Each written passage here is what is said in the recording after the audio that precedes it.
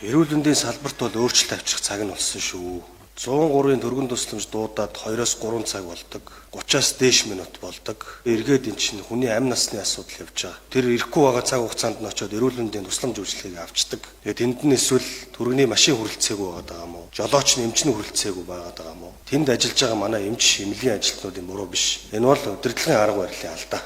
Тэгээд тэнд шаардлагатай байгаа төргөн тусламжийн машиныг нэг эрүүл мэндийн төвийн дарга бариад бичиг бүргэж өгөхгүй дуу тохиогоо ангинуулад нийслэлээр ирж байгаа шүү дээ. Одоо энэ үйлдэлүүдэд тасган зогсон. Иргэний дуудлагатай яв. Тэр эрүүл мэндийн төвд илүүдэд байгаа машин байгаа бол жолоочтой нь аваад 103 төргөн тусламжаар ажиллуул шинэ менежментэд оруулах хэрэгтэй. Цаг нь болсон. Тэгэхгүй нэг даргын төлөө явдаг, иргэний дуудлага дээр очтгүй, ийм нөхцөл байдалтай эрүүл мэндийн төв байж болохгүй. Тийм учраас нийслэлийн эрүүл мэндийн газар өндөр бас онцгой анхаарч ажиллах хэрэгтэй. Хурлын зөвлөл бол дараагийн хуралдааныг 103 төргөн тусламжийн төв дээр очиж хийн. Тэнд хэрхэн яаж ямар шинжилэл хийж байгаа гэдэг талаар бүгдлээ мэдээлэл ав. Энэ бол эмнэлгийн ажилчдын буруу биш шүү. Эмчнэрийн буруу биш. Харин энийг удирдах байгаа удирдлагын багийн алдаа гэдгийг л энэ онцлж байна.